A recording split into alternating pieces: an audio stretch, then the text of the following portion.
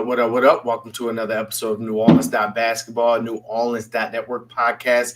As always, I'm your host, Raphael Rattler, joined by my fellow middle brother, Garrick Raphael Rattler. What's poppin' with you, bro?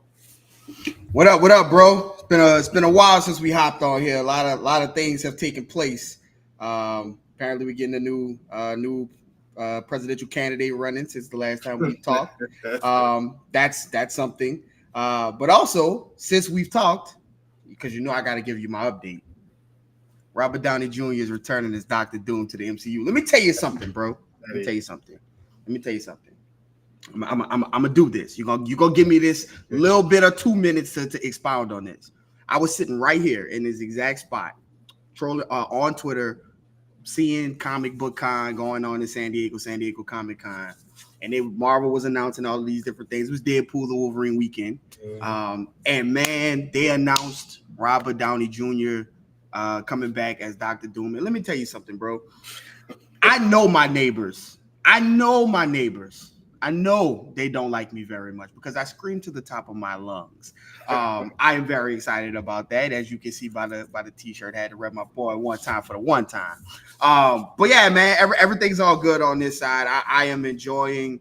How about the Olympics, man? Like it is so fun to turn on TV at like any time during the day, anytime. I feel like you could turn it on 2 a.m, 7 p.m, 10 p.m, 1 a.m, and there's somebody competing for something. I have learned a lot about fencing and pole vaulting and all kind of stuff. I've learned a lot about a whole bunch of different sports, but I'm enjoying it, man.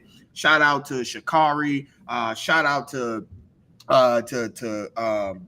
Noah Lyles, who got bronze today with COVID, which is insane.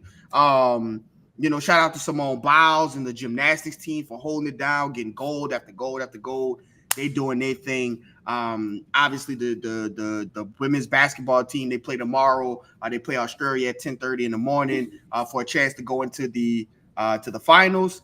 And man, let's talk about the game that we had today against USA and Serbia. What a game. That was like one of the best games. Steve Kerr said it was one of the best games he's ever been a part of. It was one of the best games I've ever watched in my life.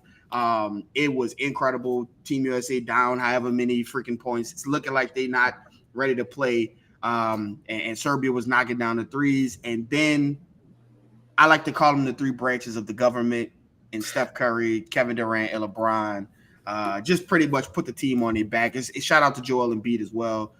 Just was a phenomenal game, man. And now the Team USA gets to see who they'll play France in the finals that comes Saturday at 2:30 in the gold medal game. So be on the lookout for that. Obviously, Daniel Tice, maybe Pelicans starting center, lost, and he'll be in the bronze medal game against Serbia, who Team USA just beat. So got a little bit of Pelicans in the game, but man, that game today was incredible. And I can't wait until the gold medal game. It should be good with Wemby and Rudy Gobert on one side, obviously playing in France, in front of their family, in front of their fans.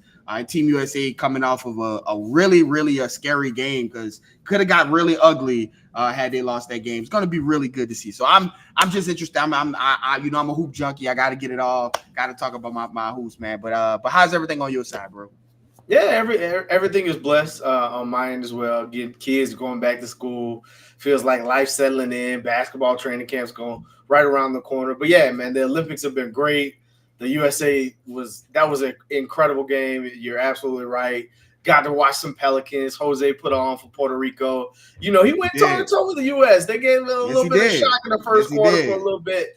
He was holding his own and going right at Anthony Davis and things like that. And then again, Daniel Tice doing his thing, doing the best he could versus women today. So it was fun to watch from that standpoint. But there have been some developments. There have been no developments in the Pelicans camp. But before we get to that, make sure you guys follow us on X, on Twitter, on YouTube, on TikTok. That's No Basketball, No E. Make sure you are liking the episode below. And if not already, make sure you are subscribed to the channel. So, again, all you've heard all summer long is how Brandon Ingram is destined to leave the Pelicans and there's destined to be some type of trade. Well, we're in August and it doesn't look like there is going to be any trade for Brandon Ingram at this point. And so because of this and because of the Dejonte Murray addition to this roster, I feel as if, and maybe you tell me if I'm wrong or not,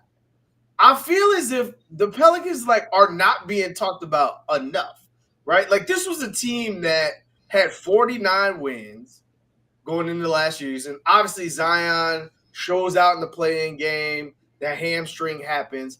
But they enter the playoffs with one of their stars coming maybe 60, 70, 80%. No excuse. But they have a terrible showing without their best player.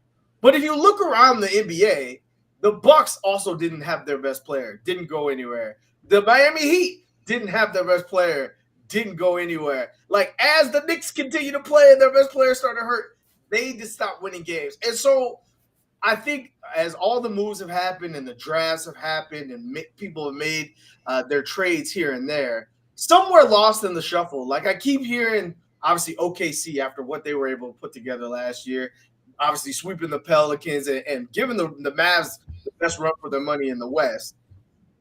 Minnesota is going to be back at the top of the West. Again, bringing back that crew, adding Rob Dillinger, adding a couple pieces to their bench. And then I'm like, well, the Nuggets, I look at the roster, and I understand Jokic's the best player in the world. Again, he almost beat one of the best teams assembled by himself today in the Olympics. But then I look at the Nuggets, and a lot of the key players that made that team fit so well are no longer on that team. And so to just assume that they're going to be at the top of the West with not really getting better in any way or adding any assets, I feel as if people are jumping to that conclusion.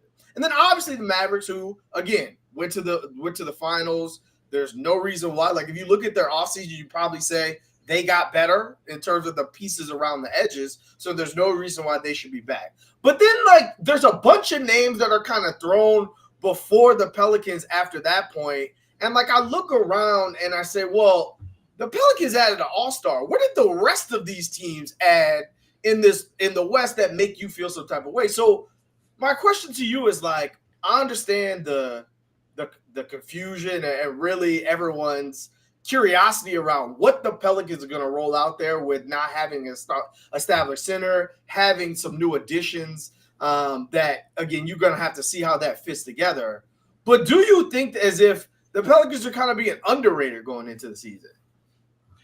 Yeah. So there's a couple of different things going on at play when you talk about, what the coverage with the Pelicans and what's going on and how they seem to be missing in the national conversation. First of all, I want to give a shout out to everybody in the chat for joining us, man. Appreciate y'all pulling up on short notice. Y'all some real ones. So when you talk about the Pelicans and the talk and the noise around the Pelicans, I think first of all, obviously the way they exited the season with in such a non really any kind of it wasn't even bad. It was worse than that because you talk about a team that at home couldn't score 90 points in a elimination game. And listen, Zion not being there is the giant thing that everybody knows what happened. But I think it has gotten to a point where the Pelicans are one of those teams where you're just going to have to show it. And Zion, as always, he's talked about it.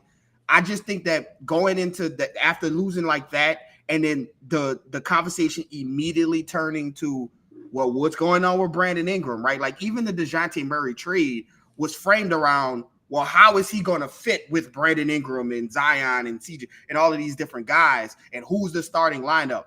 It's never a really a sit back and appreciate the talent that's on the roster. Is the transaction of Dejounte Murray never got that opportunity to be discussed in that way. And so I think with the Pelicans and what they've done over the past couple of years, and it's a case of you don't know what you don't know, right? The Pelicans don't even know who their starting center is. They don't know who the starting lineup is. They don't know who's the closing five, who's the sixth man. There's a lot to figure out for the Pelicans. And to the national eye, if you're not paying attention and plugged into the Pelicans and know what's going on a daily basis, it looks like a bit of a mess, right? Like you have Brandon Ingram the second. Is he the running mate for Zion? Is he not the running mate? He's looking for $50 million. The Pelicans aren't giving him that. You just brought in Dejonte to kind of throw a wrench. Instead of redoing the big three, you made it a big four. Like you didn't change anything that didn't work from that big three. You just added another guy and made it a big four. And so there's just a lot of things going on with the Pelicans. But again, if you step back and look at 1 through, obviously you skip that center position because you don't know what you got.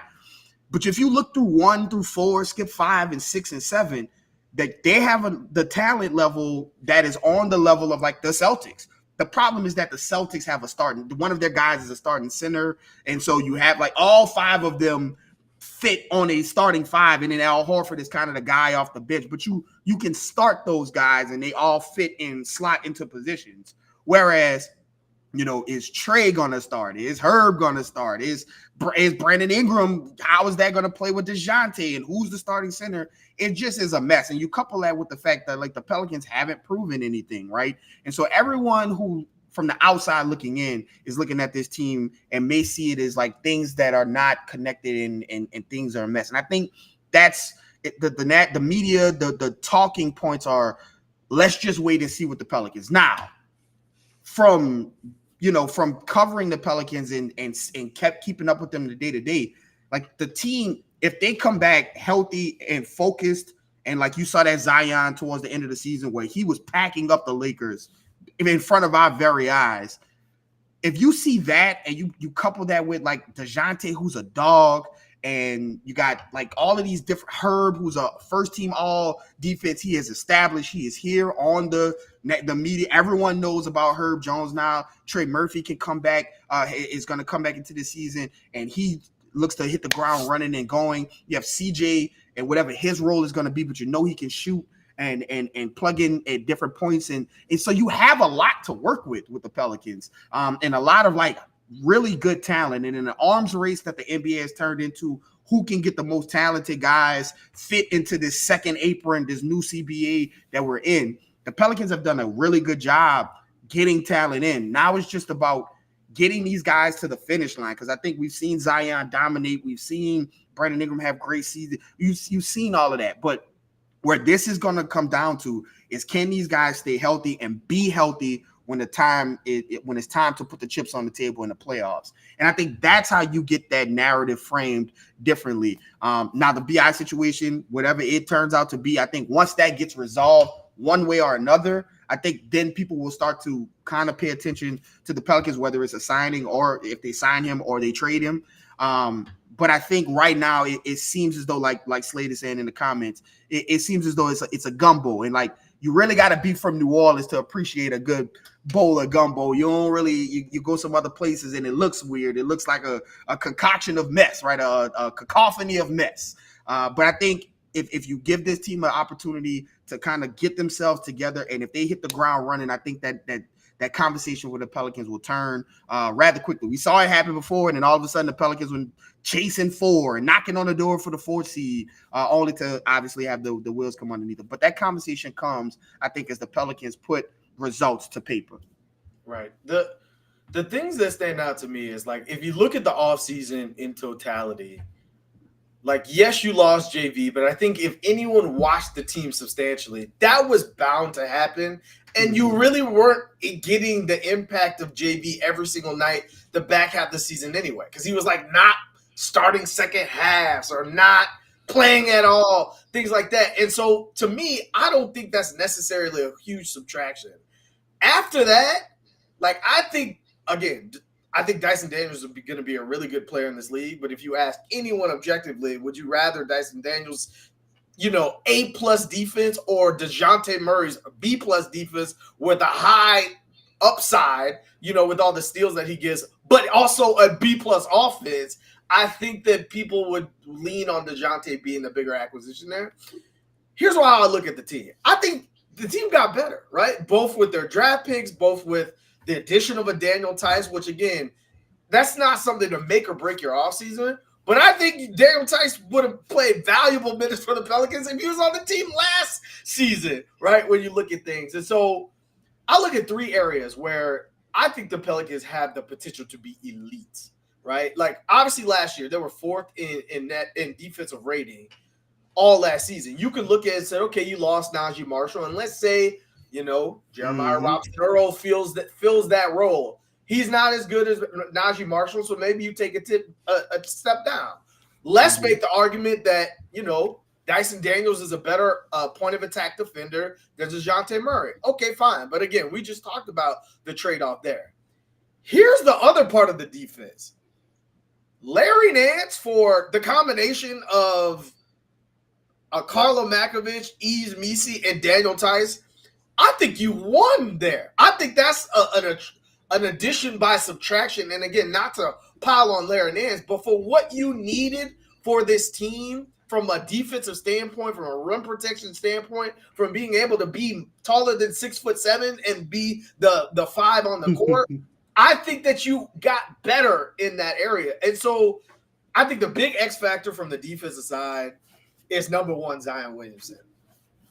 The way he played the second part of that season, we're going to get into that. But like the way that he was the thing that everyone envisioned him to be. Like we always talk about coming out of Duke, Zion was first team on defense. And then somehow between them and the NBA got this, I guess, proper labeling that he's not a good defender. But as you saw him get into the proper shape, you saw not that he could be an average defender, but that he could be an impactful defender. Like he was hunting that Phoenix game when the Pelicans had to have it in Phoenix after getting waxed by Phoenix like 3 times before that. He was like KD was looking around waiting for Zion anytime he got close to the goal, which is a crazy thing to say from somebody who was basically playing the point guard position. Like that's the type of defensive aspect he was bringing to the game. So if he is able to kind of take that next step with him into next season from the defensive side, he changes this whole thing around, because then you look very similar to the Celtics side of the house and say, well, 1 through 5, you got nobody you can pick on defensively. And that's a hell of a place to be when such an athletic team. Do you think the team overall will be better next season, which is hard to do, being fourth in the league? Or do you think they kind of fall back a little bit as they increase the offensive side of the ball?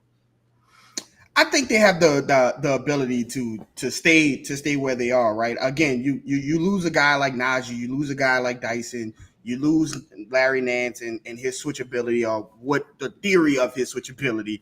But you add a bunch of guys in Yves Missi, in Daniel Tice. You're bringing up Carlo Makovich, who have defense-minded firsts, and they're also kind of bigger than some of the guys that you're losing, right? And when you talk about Dyson Daniels to Dejounte, sure, Dyson Daniels might be, way better and way ahead of the curve as a point of attack defender right now. But let's not. We know that Dyson was like PBU, pass breakups. Dejounte is more steals. Like he gets the steal, right? And with he and Herb Jones, kind of roaming the floor together on the defensive side of the ball, like that's Legion of Boom activity right there. So I think to your point, you made a great point. I think the key is Zion. If Zion comes in and he has that focus on the defensive side of the ball, the way he had locked in, you talk about that Phoenix game. I think about that Minnesota game where he and Brandon Ingram on both sides of the ball, just completely in Minnesota, locked up Anthony Edwards, locked up Jaden McDaniels. All of that was locked up, and they played on both sides of the ball, and they looked like the best 2 players on the floor, and it wasn't even close. And that is the kind of defensive activity that you need from Zion, that you also need from Brandon Ingram. And this is we'll talk about BI, but this is an opportunity, if he's not going to get that contract this time, this is where, like, if money is motivating you, which it seems like from all aspects Brandon Ingram is, well, when you start to get humbled and it starts to affect your pockets, this is that turning point where you need to turn it on and come out and be on top of it. And it starts on the defensive end because it's affecting your pockets now. And if you want to get up there and get some of this money that people are giving out in this financial crunch, new CBA, you're going to have to be great on both sides of the ball. And I think if those two guys lock in, you shouldn't miss. You may if it's a step back, it won't be a very big step back. I think the floor is the Pelicans not taking a huge step back. But if they can lock in the ceiling on their defensive abilities, I think they can be really, really good. And so, and that's not even including like if depending on how fast along Eves comes along, because if Eves gets out there and he starts blocking getting a block a game or a block and a half a game, that transforms everything, right? And so I think those BI, Zion, and the development of Eves, because I really do think he brings that verticality, protection at the rim, and that is what the Pelicans have been missing so much. JV is a big guy. It's not about being big. It's about knowing angles and knowing shot blocking and being able to be athletic at the rim. And I think Eves really can bring that. If you're going to play this center by committee, if he comes along and he's really the defensive presence that he's been drafted to be, I think the ceiling on the defensive ceiling on his team is very, very high. Right. I mean, I would choose to argue and say that the floor is actually higher. If CJ McCollum and Jonas Valanciunas are the two players you take out of the starting lineup, and Dejonte Murray and some combination of Daniel Tice, Eves Misi, Garlo Makovich, Trey Jemison, like if some combination of that is added to your starting five, you are better defensively from that standpoint. So I think your floor is raised as well. The other thing that I look at and that the Pelicans already have an elite one of is their bench. They were third in that rating in bench last year. And now, again, with the addition of Dejounte Murray, yes, you're removing some of those other pieces that we talked about before, Najee and Larry Nance. But with the addition of Dejounte Murray and your assumption that he's going to start, now you're talking about adding a CJ McCollum to that bench that already featured a Trey Murphy, that already had a Jose Alvarado. So now you're looking, and now Jordan Hawkins wasn't getting minutes. Now, like, somebody has to play between him and Matt Ryan and Antonio Reese. Someone has to play in that combination. So, like, you look at that, you're like, the bench should be better too. Like, am I thinking that, hey, between the combination of always having two of the four of CJ, Dejounte, B.I., and Zion on the court, and that's not even bringing Trey Murphy, this bench has the potential to be extremely lethal, both in versatility and being able to fill it up from the three-point line. What are your thoughts on this bench, again, being a weapon for this team?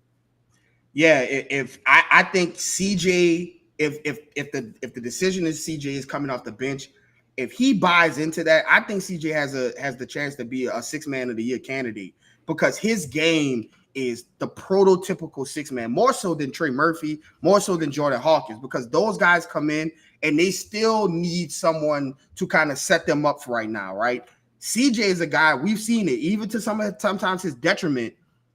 If he comes in and he's on the ball and he's, running pick and rolls against second units and backup guards. I mean, CJ was the best three-point shooter in the league last year. And this is a guy that you're going to now put on your bench. I think he could come in and do some of the things that are a detriment when you're on the floor with the Zion and the Brandon Ingram and Trey and all of those guys. I think it definitely turns into an advantage. A guy with that kind of aggression, with that kind of confidence, coming off the bench, running a second unit, getting people involved, but also getting into his bag and scoring the way that they're going to need to, right? And if he's bought into that role, because again, he's a very, very highly respected guy among the NBA community, obviously as the with his position with the NBPA, but leadership and veteran mentorship comes in different ways. And I think him coming to New Orleans, the first step in that was to getting everybody on the same page and things like that.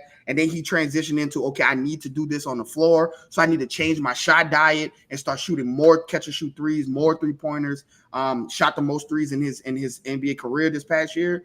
And now it's going to transition to, okay, now these guys are here. We have really good talent in. Now, how can I support the team in a different way, which is coming off the bench? And this is the next phase of his career where I think he can thrive that way. And so if he's a guy that can buy into that situation, and you come in bombs away with him and Trey Murphy, and if Jordan Hawkins plays or if Matt Ryan plays, and then you have Carlo coming in and Eves and Daniel type, like you have a lot of guys that can plug a bunch of different roles before you even get into guys like you say with Jose Alvarado, who can come in and completely change a game on the defensive side of the ball. And then again, like JRE, who will come in and take out off that knife moniker of Najee. I just think that there's a lot of guys that you can pull and pluck and put into positions who, you know, these guys can come in and do something well, and 2 or 3 of them, meaning CJ and Trey and Jordan Hawkins, are elite shooters. And so you can get in there, and even if you throw in Matt Ryan, you have 4 really elite shooters coming off the bench for the team. And so, you know, it's going to be all eyes, as we all know, it's going to be on Willie Green and his staff. How do you maximize all of this talent, this dearth of talent that you have, and maximize it? And what are the changes, philosophy? We always talk about that, the philosophy changes that you're going to make, because I think you could plug this bench in a bunch of different ways, and see them kind of bring value and be great in different ways. Right. Again, the benefit of having a deep bench only is maximized if you know how to use it. Again, and I think that at different points in time last year, either from reluctancy or just from trying to win a certain way, I don't know if the Pels always did that. And now we've always talked about it. Like, you surround, look, LeBron and the way that he kind of played when he first started the league is the same type of thing that people see for Giannis and Zion. Surround those guys with a bunch of space and shooters. So we've always talked about it should be Zion, maybe like one on point of attack defender, and just waves of shooters over and over and over. And to your point, like, you're looking at CJ McCollum, who was like 9th in the NBA in 3-pointers made last year. Trey Murphy, too, who I don't think Trey had that good of a year last year. In the situation in that this was the year to go say, I didn't need a rookie max or whatever that may be, with BI missing time, with CJ missing time. It's not like Trey took that step to you where, okay, you got to play Trey because you saw the remnants of something. Like, he kind of leveled off, I would say. And again, a lot of that probably has to do with starting the season injured for the first time in his career and trying to get in a groove from that perspective. But again, even if Trey is just a tall version of Klay Thompson for this team, again, him taking another step and being above 40% shooting next year is a high likely, especially with the other players that would be around. You talk about Matt Ryan, you talk about a Jordan Hawkins, who, again, I think needs to be more of a rhythm shooter than just a stand around and wait to pass to me shooter. I think they need to play him in the way that he's the most beneficial. And then again, Antonio Reeves and all those other players, not to mention the non-shooters of Jose Alvarado, who shot 38%. Najee Marshall, who just left, shot 38% because of the types of shots that they shoot, right? This was the 4th best 3-point percentage team in the NBA because you play next to Zion Williamson, where all your threes are wide open, right? And so not only is it just the ability to kind of have waves of shooters and different types of shooters next to your gravitational pulls, but now it's like, to your point, did you know that 17 of the last 20 six-man of the years played the shooting guard position? The last 2 years, we found out that point guard is not the position for CJ McCollum. That is not where he's best suited. 6-man, like, think about the people who've won 6-man of the league. Lou Will, Tyler Hero, Jordan Clarkson. That's people who play exactly Jamal Crawford. Jamal Crawford. Those are people who play exactly like CJ McCollum. Manu Ginobili. Manu Ginobili, who, by the way, James Borrego helped coach in San Antonio. Like, those are the people who play exactly like CJ plays as well. And so, not only to your point, which was a great one, that you're the most veteran player of the team. There's no more JV. There's no more Larry Nance. And, good riddance. There's no more Cody Zeller. You're the most veteran player on the team, right? Now, at this point, it's on you to see what does the team need. David Griffin talks about this over and over and over. CJ McCollum has the ability to be malleable and be able to play in different ways based off the talent that's around him. You just added an all-star player in Dejonte Murray, a feat that CJ McCollum has never achieved, who you assume to be better than him. He should be able to see, or through training camp and just letting, everything play out, that the best position for me would to be to jump on this six-man of the year role. And again, Nas Reed won last year. There's no reason why I couldn't see a CJ McCollum in this scenario thrive, because no matter who's around you, you're shooting wide open shots, you're coming off the bench, and you're killing whoever they got out there in the second unit. And, oh, by the way, you're playing off either Dejounte or Trey's gravity or Zion's gravity or Brandon Ingram's gravity. Like, it's put in a situation to succeed. And it also, what it does is it allows him to play longer. I think a lot of what CJ went through towards the end of seasons is that he had the world on his shoulders when it came to minutes, when it came to gravity of shot, importance of shot, because Zion wasn't there. Like, every shot felt like you need to hit this shot. And he was playing 40 minutes a game towards the end of the season because you had to, right? Like, you had to have him out there because you had nobody else to shoot the amount of threes and carry that offensive load outside of Brandon Ingram, who then also got hurt. And so I think if CJ is off the bench and playing 20, 25 minutes a game, even some games 30 minutes a game, as opposed to having to play 40 minutes, and his shots are not as important. And when I mean important, I mean you have Dejounte Murray now. Like, Jordan Hawkins, you think will get more shots. Trey Murphy will get more opportunity to shine. Zion hopefully will be helped. You'll have more opportunities to have other guys help you on the offensive end. And so he can funnel all of that energy and all of that getting into his bag into a good 25, 30 minutes a game. I mean, CJ averaged 20 points a game last year and was one of the best three-point percentage shooters in the league. You put him on the floor where you're not playing as many minutes and you're not seeing the same level of defense that you see every single game. I mean, CJ could come in and really be an effective killer off the bench for the Pelicans if he can buy into that role and see that is just the natural, the logical step. LeBron, KD step, these guys are anomalies. You will never see guys like this again. When you get into the 32, 33, 34, 35 on teams that are really ready to compete, you learn that you have to take those steps back. Jrue Holiday is a champion, and he went to the Celtics, and although he didn't come off the bench, he went from averaging 10, 15 shots a game in Milwaukee to like 6 or 7 in Boston, but he played his role and was able to get a championship. And I think that is just the natural step for a guy like CJ McCollum. Right. So you talk about accepting your role. The biggest optimism that you should have around the Pelicans going into next season, and the difference, I would say, in terms of the back half of the season versus the beginning of the season, was Zion himself, right?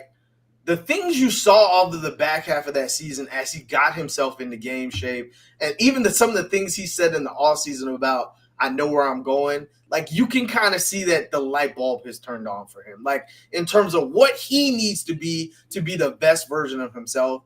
But, like, just over that back half, I remember there was a stretch where the Pelicans went to the West Coast and had to win them all, and Zion drugged the team along because Brandon Ingram wasn't available. Like, that was, like, the piece that remembers this guy is a different type of special, right? Like, there are special players every night, but this guy might be in that different tier. And, again, we talked about the defense that he improved on and the impactfulness there. But it wasn't just that. His free throw percentage was going up. His willingness to shoot the middies were going up. His willingness to shoot the wide open threes was going up. Like, everything was kind of progressing in the right direction. You saw it kind of all taking place in that Lakers game. But the thing that stood out to me, and why I think that, again, David Griffin talks about, they noticed that their team is always injured for the most part, right? And this offseason wasn't about going and getting a different piece who might not be as injured. It was, we know we're going to be injured, so we're just going to add more talent so that when somebody's out, we can still stay afloat. I think with the Dejounte Murray, a lot of people look at the situation and say, that's an on-ball player, right? Point guard player who's probably best in an all-ball situation, how is it going to work with Brandon Ingram, who's an all-ball player, and Zion, who's an all-ball player, and CJ McCollum, and so on and so on and so forth. But like, it was what I saw from Zion in the second part of that season where, again, we've talked about the fact that sometimes Zion is unselfish and not selfish enough at certain times, but the way he was facilitating in a point guard manner for a player like Dejonte Murray, who just came off shooting the most amount of threes per game in 7 per game in Atlanta and his highest three-point percentage and shooting over 40% from three, if Najee Marshall and Larry Nance and Herb Jones can all shoot over 38% again, I'm going to bet on Dejounte Murray being able to hit some catch-and-shoot wide-open threes from Zion as well. But not just that, and him being able to be an off-ball player, I think Dejounte Murray makes Zion so much better too. How many times last season you would see either Zion streaking to the rim or have his guy posted up or be the first guy down the court and be begging for the ball and no one able to get him the ball. No one able to feed him in the easy position where his man is beat before anyone else is there. If you got a player like Dejounte Murray, who, like I said, immediately is the best passer on the team, he's going to get more opportunities for Zion to get those easy buckets where, again, you may not need 20 attempts to get the 30 points in Zion's case. You know they're going to foul you at least 8 times anyway. So, like, if all those things are combined, on top of the fact that Zion was really distributing and finding his teammates in rhythm and positions where he was learning how to use his gravity for both him and for other people, I think that, again, you look at the Nuggets and you're like, okay, there's one all-star on that team right now. It is Jokic, right? Jamal Murray. Well, we saw what happened with him in the Olympics this summer. Not great. But he is so good that you got to account for their team. I still think that Zion has that polar magnetism where he can be so good that all these other pieces, while you're trying to see if they can fit together, that he can drag you there anyway. What are your thoughts? Do you think Zion is still possessing that type of special, or do you think, he's got to prove it again for people to believe? Yeah, that I am really, really excited about DeJounte's pairing with Zion. I think that is one of the things that, DeJounte's going to bring a lot to the table to this team. But I think his pairing with Zion and what he said at his press conference, and just kind of what you see on the floor when you watch him play, I think that there should be some natural chemistry there. First of all, I think DeJounte can come in and have a very similar impact on Zion and Brandon Ingram that CJ did. But I think it'll be coming from a younger voice and a guy that obviously Brandon Ingram respects. But I think Zion being at that press conference was very, very telling into what he thinks about DeJounte and that addition. And I think that those two guys, how many times have we asked over years and years to get Brandon Ingram and Zion in plays together, in actions together? And I think part of the reason why we didn't see as much of it is that Brandon Ingram he has increased his passing ability a ton, but he still isn't super comfortable making pocket passes, making over the top entry passes. DeJounte is rolling with those, right? He is rolling with pick and roll. Ask Clint Capella, ask Onyeka Okongwu how many times he's hit him in slip pick and rolls and lob passes over the top. Those are things that he's comfortable doing. And so I think that he and Zion will have more natural chemistry on the floor because DeJounte is such a better passer, than Brandon Ingram. And again, Brandon Ingram has made strides in his passing, but DeJounte is a natural point guard. Like, this is what he does, right? He can score, but he can also pass the ball well. Another thing I think DeJounte is going to bring up, he's going to push Zion. He's going to tell Zion, run. Like, I'm going to throw you the ball. You need to run. Run on those rebounds, on those long rebounds, on those outlet passes. Run, and I'm going to get you the ball. And those easy buckets, Zion, he had a lot of easy buckets, but he could get a lot more if he had a guy who was willing to throw those advanced passes. We saw it with Lonzo. We saw it with Drew, willing to throw those lob passes ahead, and what it did for Zion when he was playing with those guys. And so I think that there's going to be a lot of natural chemistry there. And as far as Zion goes, listen, we saw you talk about, that West Coast swing.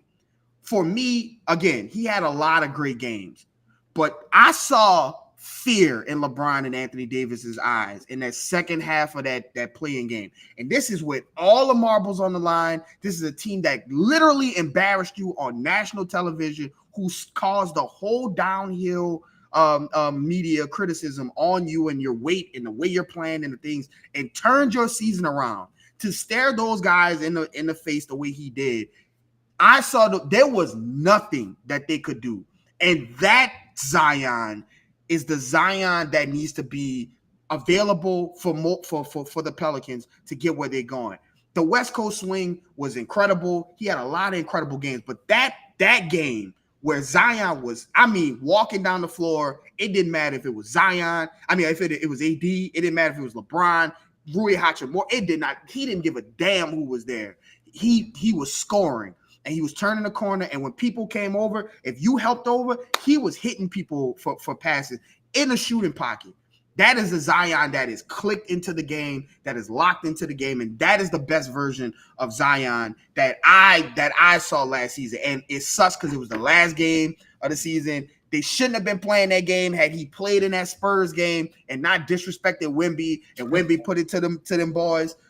That game was. And to know that was on the precipice of the playoffs, had they won that game, and he not gotten hurt, you're not, that Zion was going to go into the playoffs, and God help who was trying to guard that guy. So he is a transcendent talent. Again, the injuries are what they are. He has to be available for more games. Obviously, he played the most he played last season, which was a phenomenal step for him, and he should be applauded for it. But he has to be there for the playoffs for this to pay off the way that I think everybody is waiting. This is year 6 for Zion, going into 5 for Zion, and we still haven't seen him in the playoffs. That is a basketball crime against humanity. Zion needs to be in the playoffs. He needs to be available. When he gets there and shows some of the things that we've seen on a consistent basis, I think he'll get that recognition. He'll get that respect that he deserves. You saw it coming. You hear it on NBA Today. Perk is like, that Zion to play a little defense. He's locked into that. And so I think, if you get that Zion along with this Dejonte Murray, who I think will be motivated to show people that he can play with other guys. Now he has a guy in Brandon Ingram he's comfortable with, who he's been knowing for a while. He has his superstar now is not a point guard who took the ball out of his hands. He plays like that, but his body frame allows him to play with Dejonte in a pick and roll dance in different ways. He'll be motivated as well, especially on the defensive end, to show people he's still a defender that he thought he was. I think those two together will magnify each other, and I think there's going to be some real good chemistry between those two. Yeah, you talk about motivation, and here's how we wrap up the show. I texted you the other day, and I was like, what if Brandon Ingram is just in a lab somewhere, in a gym somewhere, and colored the inside of the 3-point line black and was like, if I touch that, it don't count. I gotta run suicide. I gotta burn this pair. I gotta do something else. Mm-hmm. What if he is just sitting and stewing, right? Again, we talk about how quick the narrative can be. Just this time last summer, people were talking about, well, trade Zion for Scoop because Brandon Ingram's the one that they should be building around. And now fast forward 365 days, and look how the shoe has flipped, right? But again, I try not to be a victim of the moment. Again, look at the trends. Brandon Ingram got better every single year until this year. This year was a disaster starting in FIBA last year and then all throughout the season. But something tells me, for a guy who has everything to put it on the line for, he's not getting the max contract that he wants from the team that wants him. Nobody wants to trade for him because they don't know what his true peak is. Everyone is talking about how he's not that good. And this for a guy who bet on himself. To your point, we were talking about, does Brandon Ingram have the ability to make an all-NBA team before last season? That's where this player was before just one season ago. And so to just give up on him and say all of his limitations and say that he's DeMar DeRozan today, again, this is a player who's just entering his prime. And the biggest part about all of this is what we've talked about on this show before. This offseason is really, I think so many things are on the line with this upcoming season. But for BI, everything is on the line. The team, you said, hey, the team were like, I need a point guard to give me a good position. They went and got you a point guard, right? They're telling you got to shoot threes. They're telling you we'll give you the money, but you got to show you got to shoot threes, and you got to be able to play with the team around it. Again, for the past couple of years, I think the Pelicans have been accumulating talent, but you've never seen like the chemistry accumulate, like in terms of playing off each other's talent and playing off each other's gravity. You mentioned like the examples of BI and Zion and pick and rolls together. Like there just wasn't the orchestra that you see in Denver, where Jokic is in the middle and people just running circles around him and he's throwing no-look circus passes. Like there wasn't that, right, of trying to play off people's best abilities. And now I think this summer for everybody involved, CJ, who's coming toward the end of his career and people still saying, well, why do you make $30 million? Like, Trey, are you ever going to take that next step? There's so much on the line that if there was ever a time for a player like Brandon Ingram to say, I'm going to go get what's mine, now is that time. If he can make that switch where, again, just a couple years ago, he was shooting 6 threes a game with Lonzo and Drew Holiday. If he can make that switch next to all the other talent, that was with a team that had no center and no bench and no Trey Murphy and none of that. I think that is what really makes that Pelicans team something special. Because, again, I think Zion taking that next step is going to bring them closer to the top. But I'm saying, like, get out the West is if Brandon Ingram is that player that the Pelicans need him to be. Do you think he has that gear in him? And what's kind of your guess going into the season? Yeah, like I said earlier, you know, what we've learned from Brandon Ingram, and again, this is not a knock on him. I am for everybody to get every penny that you want in life. Go for it. Stand your ground. Bet on yourself. Stand on business. 10 toes down. All that. But it seems as though Brandon Ingram is a person who is prideful and wants to be paid the way he thinks he wants to be paid. And so, again, if money is your motivation, and I am 100% with that, go capitalism. But if you are motivated by the money and the NBA is looking you in your face and telling you, we're not paying you. We just watched Lauri Markkanen signed for, there's just so much money in the NBA. A lot of money. 47 million a year. It's just so much money. We watched him sign that deal. And I know Brandon Ingram is sitting back like, that's interesting. A team that got him, paid him. And they both one-time All-Stars. They're both flawed players in different ways. Mm-hmm. But the NBA has shown you, we value when we paying guys this much, they have to be able to shoot. And that is why Lauri Markkanen got his money, because he is able to affect the game in different ways. And so if money is the motivation, the NBA has looked you in your face and has told you, we are not paying you. And it's not just the Pelicans.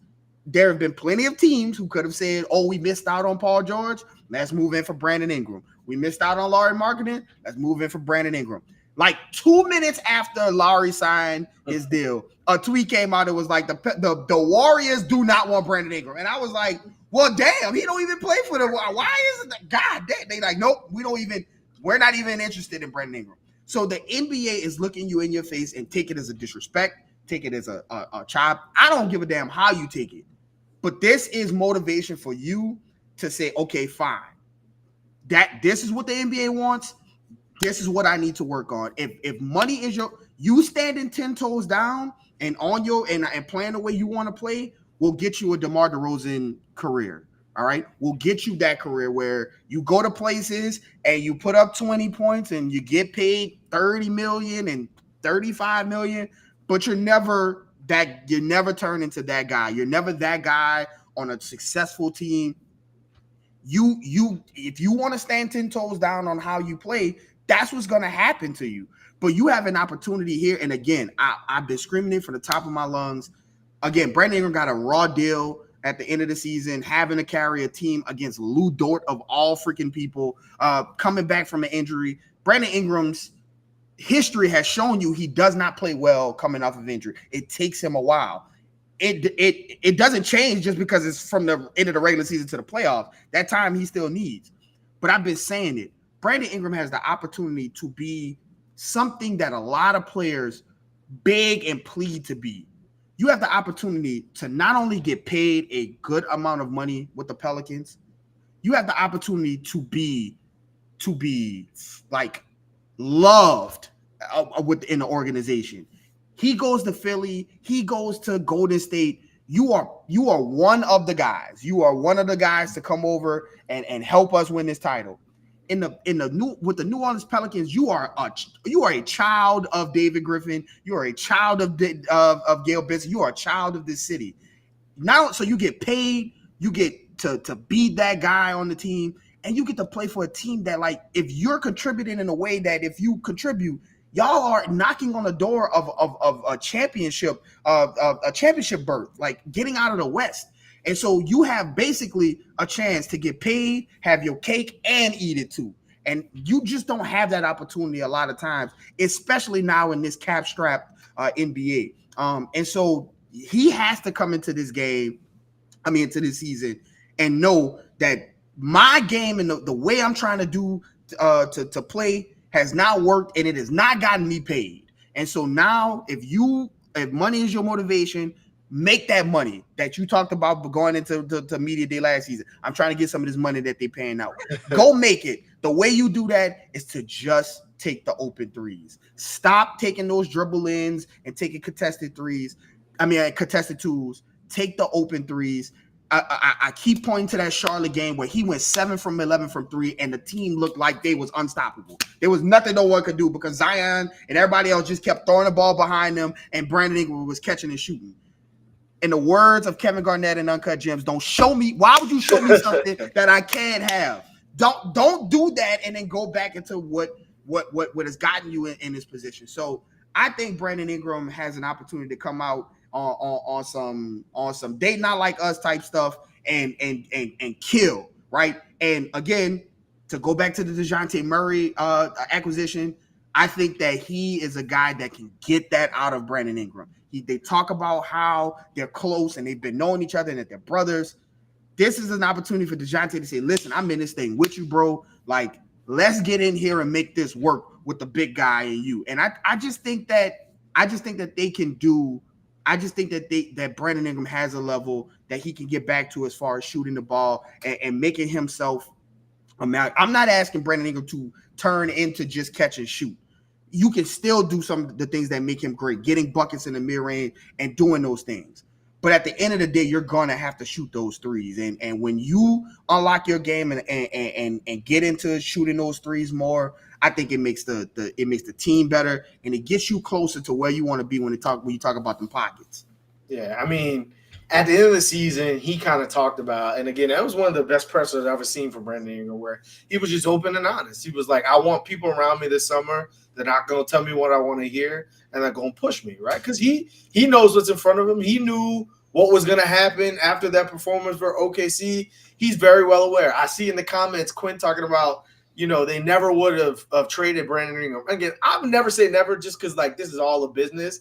But on this podcast, we've been saying from the beginning, I never thought Brandon Ingram was going anywhere. I thought this was a way to say the Pelicans are looking at their situation, looking that they got to pay Trey soon. They're like, look, B.I., this is what we can afford until you prove us otherwise. And we will offer it to anyone else in the league. And if anyone else is willing to pay you that max contract, we believe in you so much, we will send you there to go be their best player. And nobody was willing to do. I think it was a price. I think it was a price gouging situation from the beginning, and they did it in the nicest, friendliest way possible. I think that's what happened here. Again, early in the season, Willie Green is talking about this is the best duo in the NBA. They're talking about Brandon Ingram is a joy to coach. I don't think at any point in time they were pushing Brandon Ingram out of the door. I think that I'm not sure how we've been talking about this all summer. I'm not sure how that story bubbled up so much that it was Brandon Ingram is out of here at all costs. I never saw that. And so with all of that put together again, everything is in front of you. at this point is now or never. And I think Brandon Ingram was that type of player to respond. So with that being said, again, we got a couple of weeks. The Pelicans are doing a voluntary training camp in the upcoming weeks. And I'm sure we'll hear a lot about that and what that entails. And I think that's good for a team that needs to figure out how they're going to be effective with all this talent. What you got left for the people, Garrick? As always, you never know what people are going through. So give someone a smile today. It is time to ramp up. The guys should be, it'd be interested to see who turns up at that voluntary training camp. I'd be very interested to see. I think this team has an opportunity to do some things, but it's going to start with health.